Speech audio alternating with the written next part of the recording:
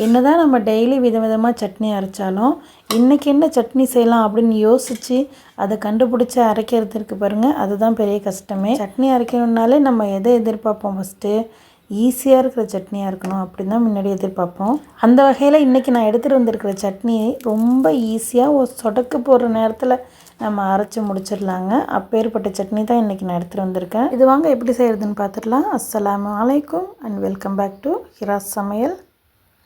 First நம்ம ஒரு அடுப்பில் தோசையை ஊற்றிக்கலாம்.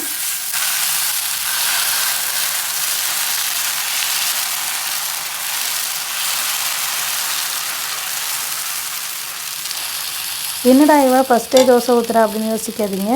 இந்த தோசை ஊற்றி முடியறதுக்குள்ளே நம்ம சட்னி அரைச்சி முடிச்சிடலாம்.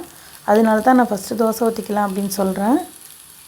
இங்கே நான் 3 தக்காளி எடுத்து நல்லா க்ளீன் பண்ணி கட் பண்ணி ஒரு மிக்சர் ஜாரில் சேர்த்துருக்கேன்.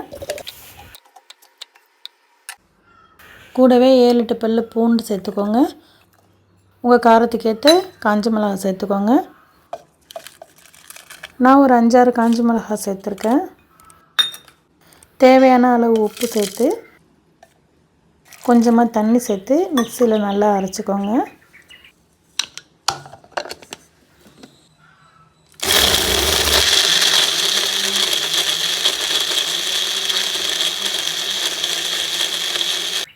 இப்போ அரைச்ச சட்னியை ஒரு பவுலில் நம்ம மாற்றிடலாம். மாற்றிட்டு கொஞ்சமாக நல்லெண்ணெய் சேர்த்துட்டோன்னா நமக்கு சட்னி ரெடி ஆகிடுச்சிங்க. அவ்வளோதாங்க. எப்படி சொடக்க போகிற நேரத்தில் சட்னி நம்ம அரைச்சி முடிச்சிட்டோம். இந்த சட்னி எந்த அளவுக்கு ஈஸியாக இருக்கோ அந்த அளவுக்கு டேஸ்ட்டாகவும் இருக்குங்க. நீங்கள் ட்ரை பண்ணி பார்த்தீங்கன்னா அடிக்கடி இந்த சட்னி தான் செய்வீங்க, அவ்வளோ டேஸ்ட்டாக இருக்கும்.